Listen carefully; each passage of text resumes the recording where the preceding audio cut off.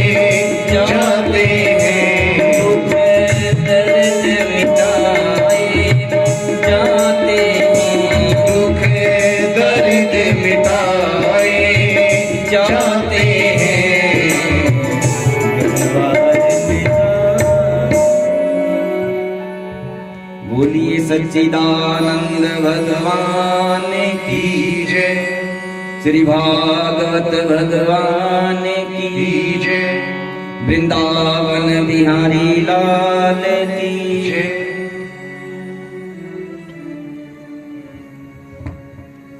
तो आइए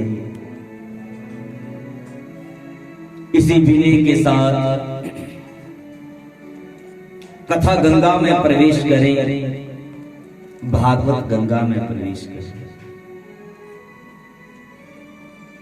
और हम भी चले पतित पावनी मां गंगा के उस पावन तट पर, जहां गंगा मैया के आंचल में वट वृक्ष के नीचे सुखदेव जी महाराज विराजे हैं और सुखदेव जी महाराज जी के श्री चरणों में सम्राट परीक्षित आत्म कल्याण हेतु भागवत को श्रवण कर रहे हैं। गत दिवस की कथा में आपने सुना कि किस प्रकार महाराज परीक्षित की कलिकाल से भेंट हुई। कलिकाल ने परीक्षित से शरण मांगी और परीक्षित ने कलिकाल को शरण प्रदान की। उस कलिकाल के प्रभाव से ही परीक्षित से एक ऋषि का अपमान हुआ और उस अपमान के कारण परीक्षित को एक शाप मिला और उस शाप के द्वारा परीक्षित का जीवन केवल 7 दिन शेष बचा। किस प्रकार सुखदेव जी महाराज एक सद्गुरु के रूप में परीक्षित के जीवन में आए और परीक्षित की श्रद्धा को, विश्वास को देख करके उसे भागवत सुनाना प्रारंभ किया। उसके जीवन के मंगल के लिए, जीवन के कल्याण के लिए। और सृष्टि काल से सुखदेव जी ने भागवत सुनाना प्रारंभ किया। कैसे ये सृष्टि जल में लीन होती है और जब भगवान के मन में फिर एक से अनेक होने का विचार आता है तो सृष्टि की रचना प्रारंभ होती है। मनु और शत्रुपा ने किस प्रकार इस सृष्टि को बढ़ाना प्रारंभ किया।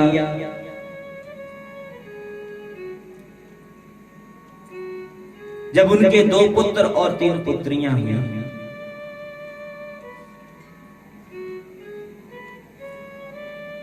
पुत्रियों का विवाह किया, पुत्रों का विवाह किया और इस प्रकार उनका कुल फिर आगे बढ़ने लगा, उनका वंश बढ़ने लगा।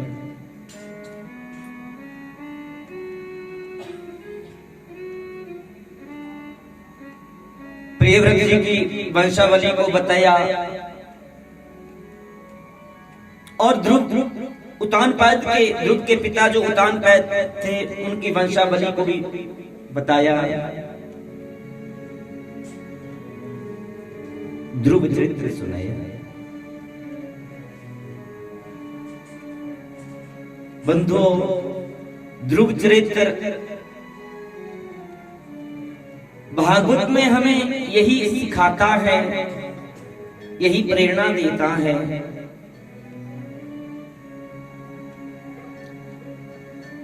कि भगवान के भजन के लिए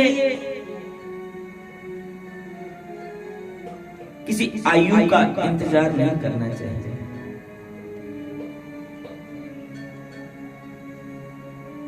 भगवान के भजन के लिए आयु सीमा का इंतजार नहीं करना चाहिए, बल्कि भगवान के भजन को बाल्यकाल से ही, बचपन से ही अपनाना चाहिए, अपना लेना चाहिए। अधिकतर हमने युवा भाई बहनों को कहते हुए सुना कि ये भगवान का भजन, ये भक्ति, पूजा पाठ, ये बुढ़ापे का काम है। वो मानते हैं इस बात को कि ये बुढ़ापे में करना चाहिए, लेकिन मैं उनसे पूछना चाहता हूं, जो ऐसी सोच रखते हैं, ऐसा कहते हैं, कि क्या इस बात की गारंटी है कि हम बुढ़ापा देखेंगे? किसी के पास क्या कोई प्रमाण पत्र है कि वो बुढ़ापे में आएगा?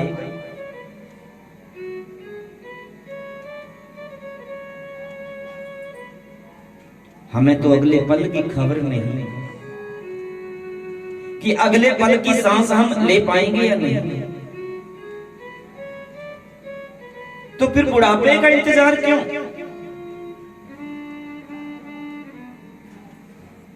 भजन करो भरी जवानी, भजन करो भरी जवानी में बुढ़ापा किसने देखा? सुना होगा आपने ये भजन, बड़ा सुंदर कहा है किसी ने। सत्कर्म के लिए, शुभ कर्म के लिए कभी भी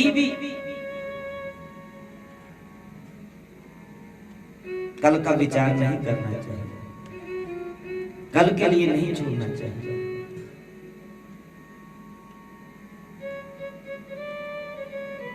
यही बात, यही उपदेश विद्वान रावण ने लक्ष्मण को दिया था मरते समय।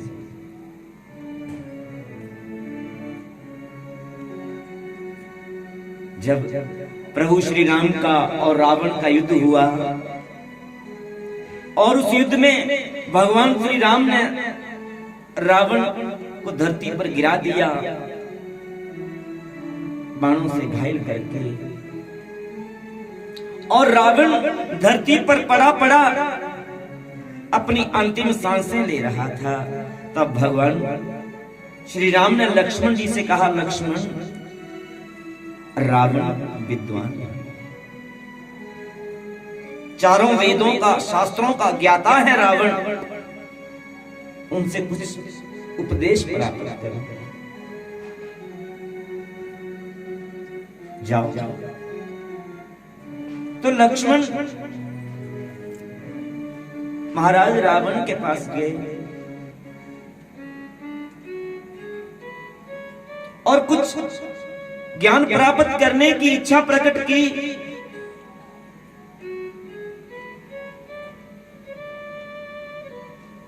कुछ उपदेश प्राप्त करने की इच्छा प्रकट की रावण के पास जाकर के। तो महाराज रावण ने लक्ष्मण से उस वक्त यही कहा कि लक्ष्मण, मैं इस समय तुम्हें क्या उपदेश दूं? इस समय मैं तुम्हें क्या उपदेश दूं? मैं कुछ भी कहने की, ज्यादा कहने की स्थिति में नहीं। लेकिन तुम आए हो तो तुम्हें मैं खाली हाथ नहीं भेजूंगा, निराश नहीं भेजूंगा। इस समय तुम्हें मैं केवल इतना ही बताना चाहूंगा कि जीवन में कभी शुभ कर्म करने का विचार आए, सत्कर्म करने का विचार आए,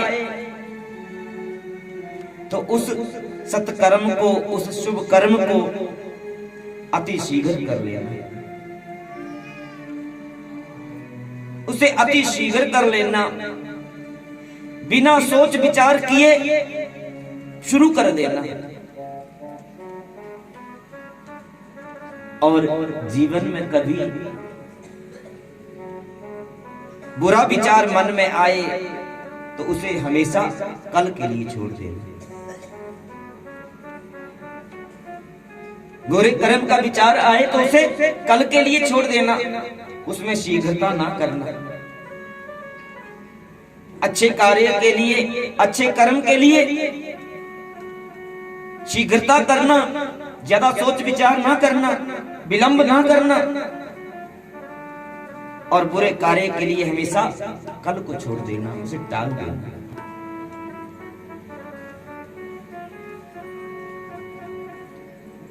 देखो, मेरे मन में कई बार ये इच्छा हुई कि मैं ये जो सागर का पानी है इसे मीठा बना दूं, इसे मीठा कर दूं, और मैं कर सकता था, मुझ में क्षमता थी।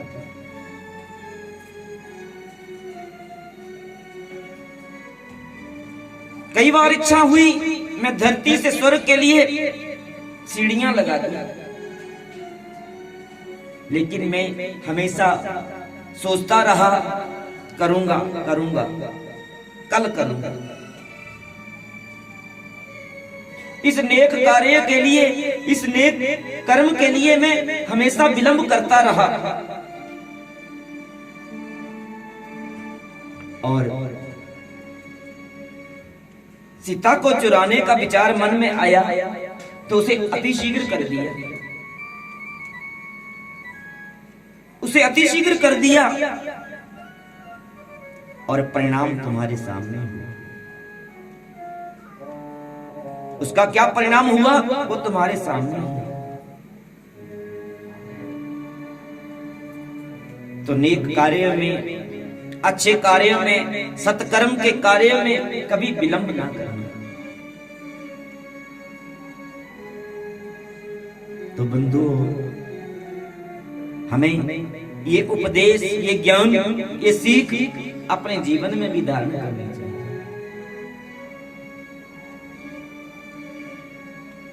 अक्सर हमने भी इस यात्रा पर चलते हुए कई बार देखा, भागवत जी को श्रवण करके, भागवत जी की महिमा को सुन करके अधिकांश भक्तों के मन में ये भाव आता है कि हम भी भागवत का पारायण करें, हम भी तीर्थ यात्रा करें, हम भी कोई भंडारा करें।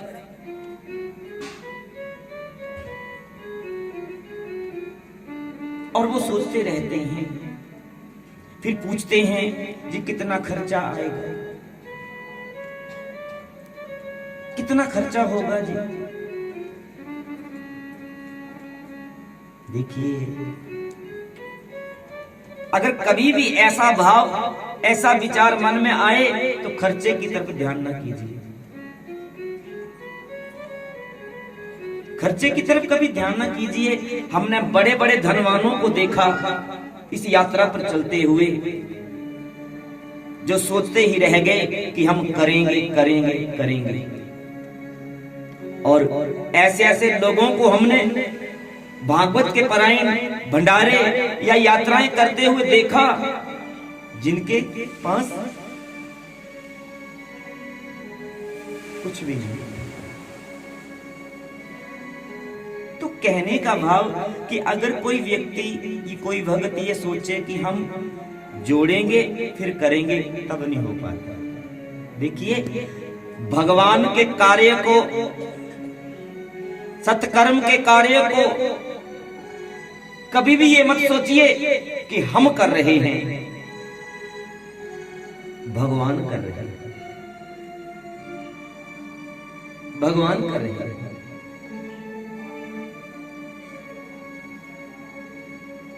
हम करने वाले कौन होते हैं? ये तो सब ठाकुर जी की कृपा के द्वारा होता है। हम तो केवल माध्यम बनते हैं उनकी कृपा से, ठाकुर जी की कृपा से, भगवान की कृपा से।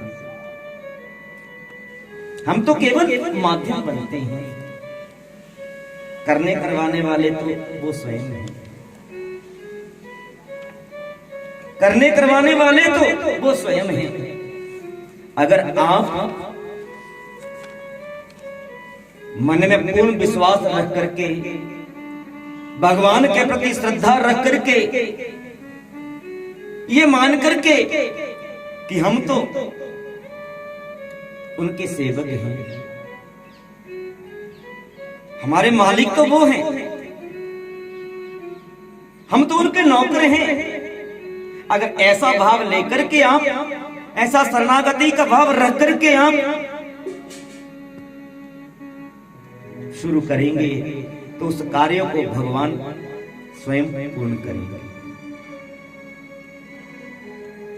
उस कार्य को भगवान स्वयं पूर्ण करेंगे। तो भगवान के ऊपर छोड़ दीजिए, बस मन में दृढ़ संकल्प रखिए कि प्रभु हमारे मन में ये इच्छा है, बस इस इच्छा को आप नहीं पूरा करना, ही आपका ही कार्य। भगवान अपने कार्य को कभी भी अपूर्ण नहीं करते, हमेशा पूर्ण होता है वो। मन में बस दृढ़ संकल्प चाहिए और भगवान के प्रति निष्ठा और श्रद्धा चाहिए।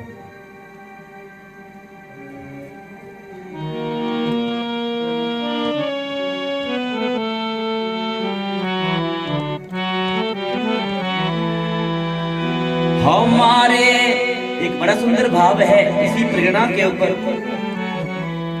हमारे साथ हैं रघुनाथ, हमें किस बात की चिंता। हमारे साथ हैं रघुनाथ, हमें किस बात की चिंता। हमारे साथ हैं रघुनाथ, हमें किस बात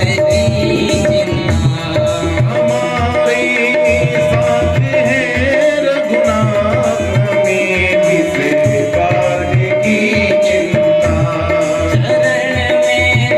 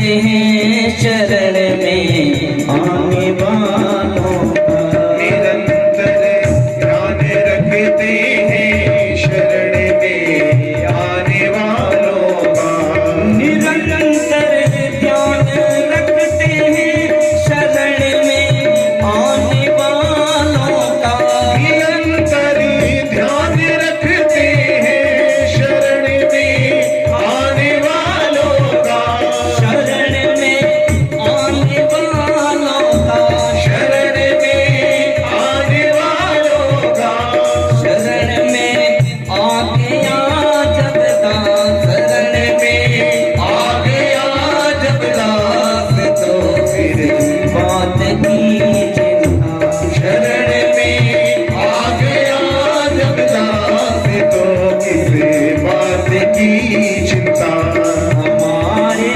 साथ है रघुनाथ में किस बात की चिंता, हमारे साथ है रघुनाथ में किस बात की चिंता, हमारे साथ दीनानाथ में किस बात की चिंता, हमारे साथ दीनानाथ में किस बात की चिंता, चरण में रख दिया जब माथ में किस बात की चिंता, चरण में रख दिया जब माथ में किस बात की चिंता, हमें किस बात की चिंता, हमें किस बात की चिंता। बोलिए सच्चिदानंद भगवान की। कीजिए तो पूर्ण निष्ठा के साथ आप भी अपने जीवन की जो डोर है वो प्रभु के हाथों सौंप दो, सारी चिंताएं प्रभु के ऊपर छोड़ दो, तो वो भगवान, वो परमात्मा जो आपके हित के लिए होगा वो स्वयं पूर्ण करता जाएगा। तो मैं चर्चा कर रहा था कि ध्रुव चरित्र से हमें यही प्रेरणा मिलती है कि भगवान के भजन को बाल्यकाल से ही अपनाना चाहिए। भागवत भजन बचपन से ही जरूरी है। वृद्धावस्था में तो समझना भजन करना एक मजबूरी है, लेकिन वृद्धावस्था में भी नहीं हो पाता।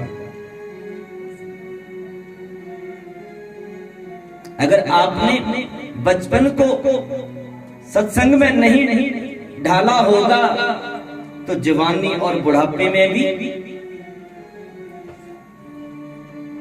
मन नहीं लगेगा। जवानी और बुढ़ापे में भी मन नहीं लगेगा। क्या आपका मन लगता है? लगता है आपका मन? अच्छा सच कहना, आप कथा सुन रहे हैं 3 दिन से, आज चौथा दिन है, क्या आपका मन कथा में लग रहा है? किस किस का लग रहा है बताना आपने है। देख इधर उधर रहे हैं, हाथ खड़ा करने के लिए इधर उधर देख रहे हैं। देखिए सत्संग में मन ना लगने के 3 कारण बताए हैं। कथा में, सत्संग में मन ना लगने के 3 कारण बताए हैं।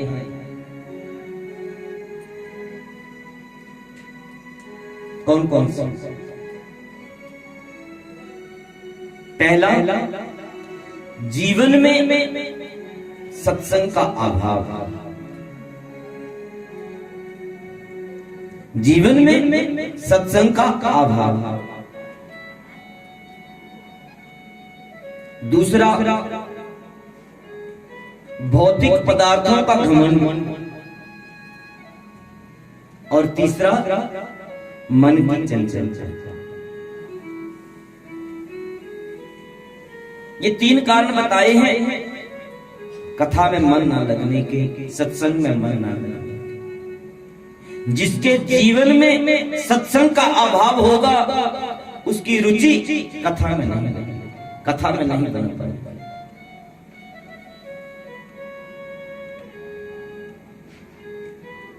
इसीलिए हम निवेदन करते हैं माताओं को, बहनों को कि वो कथा में आए, अपने बच्चों को साथ लाए, अपने बाल गोपाल को साथ लाए और साथ ला करके उन्हें अपने पास बिठाएं। ये ना कि लाए और खुले छोड़ दिए। खुले छोड़ेंगे तो वो फिर उत्पात तो मचाएंगे ही। उन्हें साथ लाइए, पास बिठाइए, भले ही उसे कुछ समझ ना आए लेकिन वो देखेगा, सुनेगा, देखेगा तो धीरे धीरे समझने में लगेगा, वो बात को समझने की लगेगा। दूसरा, भौतिक पदार्थों का घमंड। ये जो आधुनिक साधन हमें जो चाह रहे हैं वो प्राप्त हो रहे हैं, जो मिल रहे हैं, ये भी कथा में रुचि नहीं बनने देते, कथा में मन नहीं लगने देते। और तीसरा, मन की चंचलता। मन की चंचलता, ये मन बड़ा चंचल है कि नहीं? है कि नहीं?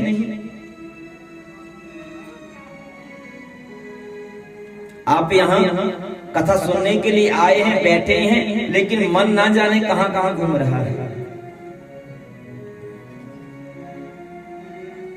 घर में, बाजार में, ना जाने क्या क्या सोच रहा है यहां पर बैठ करके। ये मन कभी कथा नहीं सुनता, ये मन कभी कथा नहीं सुनता। इसलिए महापुरुषों ने कहा है कथा सुनने के लिए आए तो मन को घर छोड़ करके आए। लेकिन ये घर कहां टिकता है? ये तो साथ चला आता है, ये तो साथ चला आता है। फिर कहा है कि अगर साथ चला आए, घर पे ना रहे तो क्या करें? जहां जूता चप्पल खोलते हैं ना, वहां छोड़ देना, इसे वहीं छोड़ देना। अगर इसको साथ लेकर के आप कथा सुनने बैठोगे तो नहीं सुन पाओगे, क्योंकि ये मन दो से बना है। ये मन दो से बना है, संकल्प और विकल्प। बैठ करके सोचने लगेगा, ये तरह तरह की बातें सोचने लगेगा, आपको तरह तरह जगह जगह ले जाएगा, ना जाने कहां कहां भटकाएगा।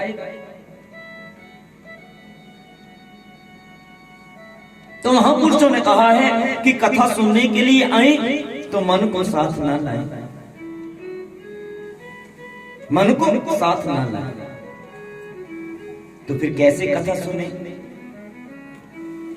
कथा सुने चित्त के साथ, कथा सुने चित्त के साथ। अब मन और चित्त में क्या अंतर है? मन और चित्त में क्या अंतर है? मन के बारे में तो आपने जान लिया, सुन लिया। चित्त क्या है? चित्त कैसा है? चित्त वो है जो कथा के साथ हर पल चिपका रहा है, कथा को एक क्षण के लिए भी ना छोड़े, छोड़ करके ना जाए, वो चित्त है।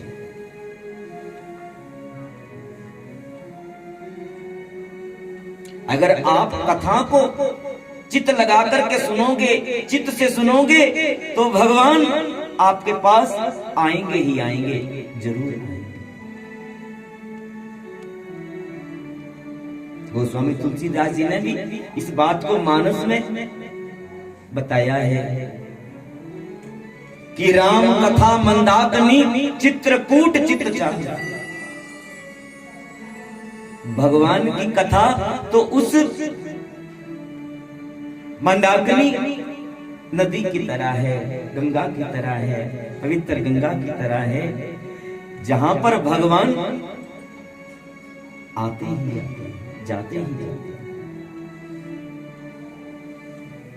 क्यों? क्योंकि अगर आप कथा को चित्त लगा करके सुनोगे तो क्या होगा, आपका ये हृदय जो है वो चित्रकूट के धाम जैसा पावन स्वरूप जो है, पवित्र धाम के रूप में ये आपका हृदय बन जाएगा। और आपका हृदय चित्रकूट धाम जैसी निर्मलता पावनता को प्राप्त कर लेगा तो आपको तो मालूम है कि चित्रकूट में तो भगवान कुछ आना ही पड़ता है। तो चित्त वो है जो कथा से चिपका रहे, कथा को एक पल के लिए भी ना छोड़े। अब ये आपने देखना है कि आपके पास मन है या चित्त है। आप कथा को मन से सुनते हैं कि चित्त से सुनते हैं, इसका निर्णय आप ना करें।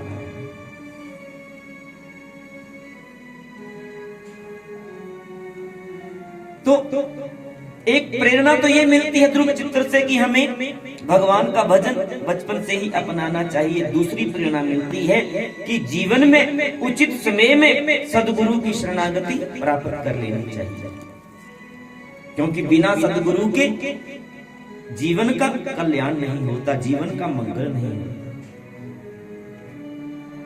सद्गुरु एक प्रकाश है, सद्गुरु एक प्रकाश है।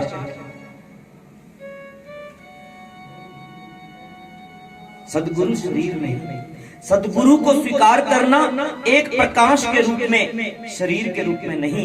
अगर शरीर के रूप में स्वीकार करेंगे तो आपकी श्रद्धा को कभी भी ठेस लग सकती है, आपकी श्रद्धा कभी भी बाधित हो सकती है। लेकिन आप सद्गुरु को एक प्रकाश के रूप में स्वीकार करोगे तो आपकी श्रद्धा को कभी ठेस नहीं लगेगी। जीवन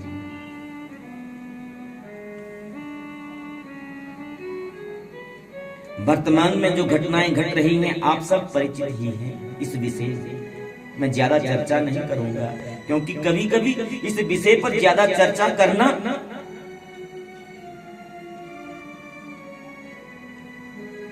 विवाद का कारण बन जाता है। मैं देखिए दो शब्द हैं गुरु और सद्गुरु। दो शब्द हैं गुरु और सद्गुरु, क्या अंतर है? गुरु कौन है, सद्गुरु कौन है? गुरु वो है जो अपनी वाणी के द्वारा ज्ञान प्रदान करते हैं, अपने शिष्य को अपनी वाणी के द्वारा ज्ञान प्रदान करते हैं, गुरु वो है। और सद्गुरु वो है जो अपने चरित्र के द्वारा ज्ञान प्रदान करते हैं। सद्गुरु का चरित्र ही ज्ञान प्रदान करता है, सद्गुरु को कुछ कहना बताना नहीं पड़ता। तो आप शरण प्राप्त करना, शरण में जाना किसी सद्गुरु के, जो आपको सही मार्ग दिखा सके, आपको भगवान से मिलाने का मार्ग दिखा सके। वर्तमान में आपको बहुत गुरु मिलेंगे, कदम कदम पर मिलेंगे, बहुत गुरु मिलेंगे, लेकिन सद्गुरु कोई बिरला तिरला ही मिलेगा। सद्गुरु कोई बिरला तिरला ही मिलेगा। तो शरण प्राप्त करना किसी सद्गुरु की। वर्तमान परिस्थितियों को देखते हुए अगर आपकी किसी देहधारी के ऊपर श्रद्धा नहीं बन पा रही है तो आप अपने इष्ट को अपना सद्गुरु मानिए। जो आपके इष्ट हैं, आपके आराध्य हैं, जिनके प्रति आपकी श्रद्धा है, आप अपने इष्ट को अपना सद्गुरु मानिए। और जैसा उन्होंने अपनी लीलाओं के द्वारा ज्ञान प्रदान किया है उस अनुरूप अपने जीवन को चला जाए। बिना सद्गुरु के, बिना सद्गुरु की शरणागति के जीवन का कल्याण नहीं होता। यहाँ हम सार के रूप में केवल इतना ही आपसे निवेदन करेंगे व्यासपीठ से कि अर्धांगिनी बढ़ेगी तो केवल मकान तक, अर्धांगिनी बढ़ेगी तो केवल मकान तक, परिवार के सब लोग चलेंगे केवल शमशान तक। अर्धांगिनी बढ़ेगी तो केवल मकान तक, परिवार के सब लोग चलेंगे केवल शमशान तक। बेटा भी हक निभाएगा केवल अग्निदान तक, बेटा भी हक निभाएगा केवल अग्निदान तक। लेकिन सच्चे सदगुरु साथ निभाते हैं ब्रह्म ज्ञान, सच्चे सदगुरु साथ निभाते हैं ब्रह्म ज्ञान। तो आप शरण प्राप्त करना जीवन में किसी सदगुरु। आदि गुरु शंकराचार्य जी ने बड़ा सुंदर इस विषय में समझाया है, सदगुरु के बारे में समझाया है गुरु अष्टकम के पाठ के द्वारा। आदि गुरु शंकराचार्य जी ने गुरु अष्टकम के पाठ की रचना के द्वारा ये बात बड़ी अच्छी तरह से समझाई है कि शरीरम स्वरूपम तथा वा कलत्रम यशचारु चित्रम धनम मेरु तुल्यम मनश्चेन लग्नम ना गुरु रत्रि पद्मे तथा किम तथा किम तथा किम। हम चाहे कितना भी सुंदर शरीर प्राप्त क्यों ना कर ले, हम चाहे कितना भी सुंदर शरीर प्राप्त क्यों ना कर लें, हमारा जन्म चाहे कितने भी ऊंचे से ऊंचे बड़े से बड़े कुल में क्यों ना हो ले, हम चाहे कितने भी धन संपत्ति के मालिक क्यों ना बन जाएं, हमारे यश के कीर्ति के चर्चे चाहे चारों ही दिशाओं में क्यों ना फैल जाएं, हम चाहे कितने भी शास्त्रों के वेदों के पुराणों के ज्ञाता क्यों ना बन जाएं, अगर हमारे जीवन में सदगुरु की शरणागति नहीं है तो ये सब एक झूठी ही प्रशंसा है, झूठी ही शान। और ये बताया है कि गुरु भक्तों को चाहिए, जिन्होंने गुरु दीक्षा ली है उनको चाहिए कि वो हर रोज गुरु अष्टकम का पाठ किया करें गुरु कृपा को प्राप्त करने के लिए। अगर हर रोज ना कर पाए तो कम से कम गुरुवार के दिन तो जरूर गुरु अष्टकम के पाठ का पाठ किया करें।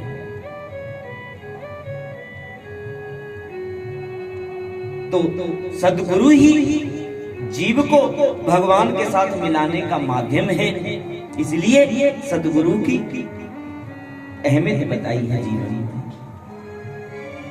भागवत में ये बताया है, देखिए हम चाहे किसी भी मंत्र का, किसी भी नाम का भजन करें, जाप करें, वो अति शीघ्र फलित होगा, वो जल्दी सिद्धि को प्राप्त करेगा अगर वो हमें सदगुरु के श्रीमुख से प्राप्त हुआ। सदगुरु के श्रीमुख से हमने प्राप्त किया होगा, हमारे सदगुरु के मुख की वायु के द्वारा, हमारे इन कानों के द्वारा हमारे भीतर वो मंत्र, वो नाम प्रवेश किया होगा, और उस मंत्र का, उस नाम का हम श्रद्धा के साथ फिर जाप करें तो वो जल्दी फलित होगा, जल्दी शीघ्र जो है वो सिद्ध होगा, फल देगा।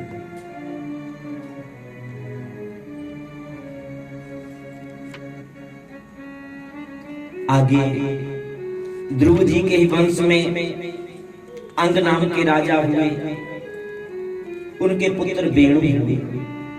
ये वेणु बहुत कुरूप निकले, ये अपने को भगवान मान बैठे, अपने को भगवान मान बैठे। सुना कि जो जिसका पालन करता है वो उसका भगवान होता है। तो राजा प्रजा का पालन करता है तो प्रजा का भगवान जो है वो राजा ही होता है।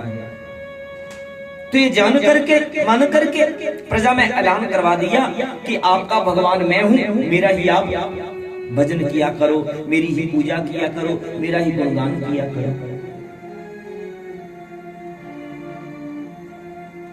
और जो कोई उसके आज्ञा का उल्लंघन करता था उसे दंड देता था। प्रताड़ित करता था। एक दिन कुछ ऋषि मुनियों को भगवान का भजन करते हुए, संकीर्तन करते हुए सामूहिक रूप में पाया। तो जाकर के कहने लगा, आपको मालूम नहीं मैंने क्या आदेश दिया है? ऋषियों ने वेणु को समझाने का प्रयास किया कि राजन, हम मानते हैं आप हमारे राजा हैं, हम आपकी प्रजा हैं, और आप अपने राज धर्म का पालन करते हुए हमारा पालन कर रहे हैं, हमारी परवरिश कर रहे हैं प्रजा के। लेकिन ये भगवान ने आपके ऊपर कृपा की है जो आपको इस योग्य बनाया है। लेकिन ये सब मान करके आप अपने को भगवान समझ बैठे तो ये नादान है। भगवान के समान बराबरी भला कौन कर पाया है? जब समझाने का प्रयास किया तो वो अभिमानी था, अहंकारी था, नहीं समझा और अपने बल का प्रयोग करने लगा, उनको प्रताड़ित करने लगा। अब वो ऋषि भी तो तपस्वी थे, हाथ में जल लिया और एक शाप के द्वारा उसे मृत्यु प्राप्त करवाया। शाप दिया, उस शाप के द्वारा वो वेणु मृत्यु को प्राप्त हुआ। अब रानी को जब सारी घटना मालूम चली तो वो अपने पति के अपराध की क्षमा मांगने के लिए ऋषियों के पास आई। अपने पति के अपराध की क्षमा मांगने लगी, रोने लगी रानी।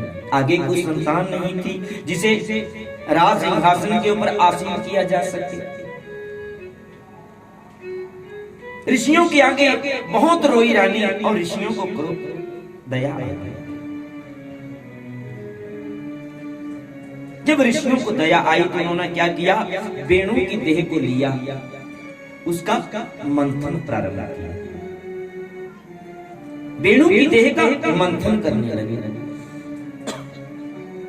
जब वेणु की देह का मंथन होने लगा तो मंथन होते होते क्या हुआ? उनके जांघ से एक काले रंग का पुरुष प्रकट हुआ। वो काले रंग का पुरुष ही भील कहलाया। यहां से भील जाति का प्राकट्य हुआ। जिस भील जाति में भगवान के सखा हुए श्रृंगवेरपुर के राजा निषादराज, तो वो काला पुरुष ही भील कहलाया जो जांघ से प्रकट हुआ। दाईं भुजा से एक सुंदर कुमार प्रकट हुआ।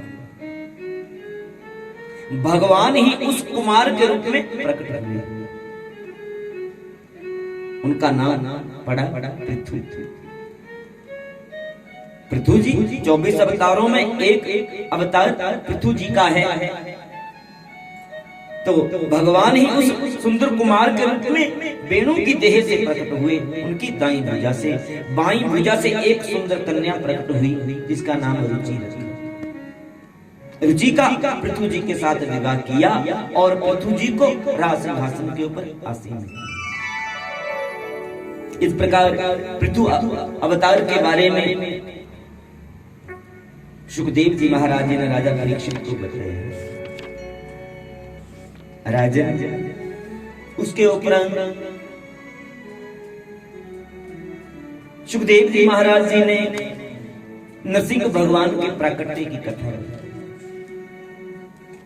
कि राजन, जब से भगवान ने हिरण्याक्ष का संहार किया था वराह रूप धारण करके, हिरण्याक्ष का एक भाई था जिसका नाम था हिरण्यकश्यप। उसने भगवान नारायण को अपना शत्रु मान लिया और अपने भाई की मृत्यु का बदला लेने के लिए उससे युद्ध करने के लिए सोचने लगा कि मैं अपने भाई की मृत्यु का बदला करूंगा, नारायण से युद्ध करके नारायण को परास्त करूंगा। लेकिन नारायण नारायण है,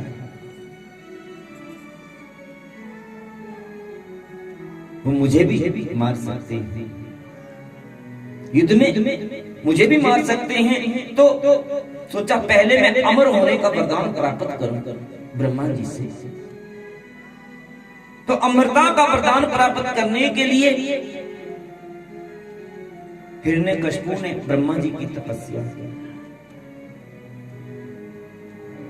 खूब तपस्या की। और जब ब्रह्मा जी जब उसकी तपस्या पर प्रसन्न होकर के वरदान देने के लिए आए तो वर मांगने के लिए कहा, तो हिरण्यकशिपु ने कहा मैं अमर होना चाहता हूं, मैं अमर होना चाहता हूं। ब्रह्मा जी ने कहा नहीं, तुझे अमर होने का वरदान नहीं दे सकता, क्योंकि तेरा जन्म हुआ है, तूने जन्म लिया है। जिसका जन्म हुआ है उसकी मृत्यु भी आवश्यक है, क्योंकि जन्म का मृत्यु के साथ संबंध है। हाँ, तू ऐसा वरदान प्राप्त कर सकता है जिसके द्वारा तेरी मृत्यु ना हो पाए।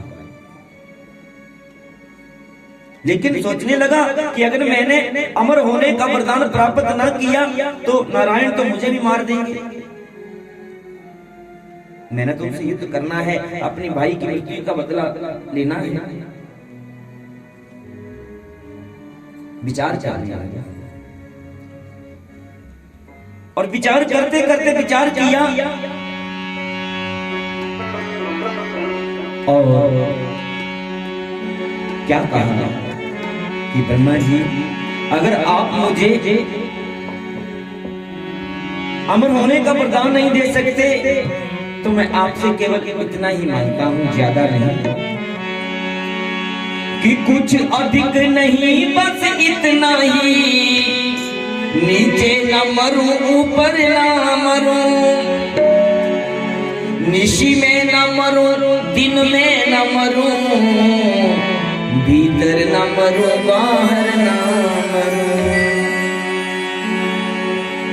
नर से न मरूं पशु से न मरूं, व्यापे कोई हथियार नहीं, व्यापे कोई हथियार नहीं, व्यापे कोई हथियार नहीं, नर से न मरूं पशु से न मरूं, व्यापे कोई हथियार नहीं, व्यापे कोई हथियार नहीं, व्यापे कोई हथियार नहीं, जीवन में मुझे भोगने को, जीवन में मुझे भोगने को, जीवन में मुझे भोगने को, जीवन में मुझे भोगने को, रह जाए कोई विहार नहीं, राधे राधे बोलो राधे राधे, बोलो राधे राधे, बोलो राधे राधे। हिरण्यकशिपु ने क्या मांगा कि ब्रह्मा जी मेरी मृत्यु ना तो धरती पे हो ना आकाश पे हो, ना जल में हो ना थल में हो, ना अंदर हो ना बाहर हो, ना दिन में हो ना रात में हो, ना कोई मुझे पशु मार सके ना इंसान मार सके, किसी भी अस्त्र शस्त्र के द्वारा मेरी मृत्यु ना हो पाए। जो जो मुंह में आया मांगता गया, जो जो मुंह में आया मांगता गया, यहां तक मांग लिया कि ब्रह्मा जी आपने जो 12 महीने बनाए हैं, इन 12 महीनों में मेरी मृत्यु ना हो पाए, इन 12 महीनों में भी मेरी मृत्यु ना हो सके। ब्रह्मा जी ने सुना, सोचा ये तो अमर होने का ही वरदान मांग रहा है,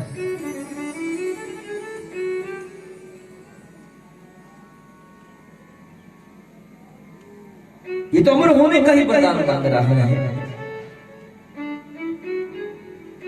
ना अंदर मरे ना बाहर, ना धरती पे ना आकाश पे, ना जल में ना थल में, ना दिन में ना रात में, ना 12 महीनों में, तो फिर मरेगा कब?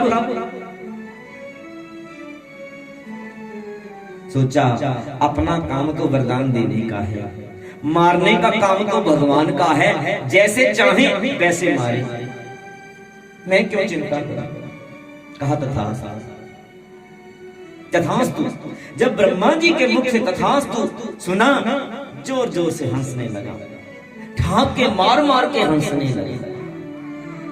ब्रह्मा जी कह रहे थे तुझे अमर होने का वरदान नहीं दे सकता, अब देखता हूं मुझे कौन मानता है, अब देखता हूं मुझे कौन मानता है। जोर जोर से हंसने लगे।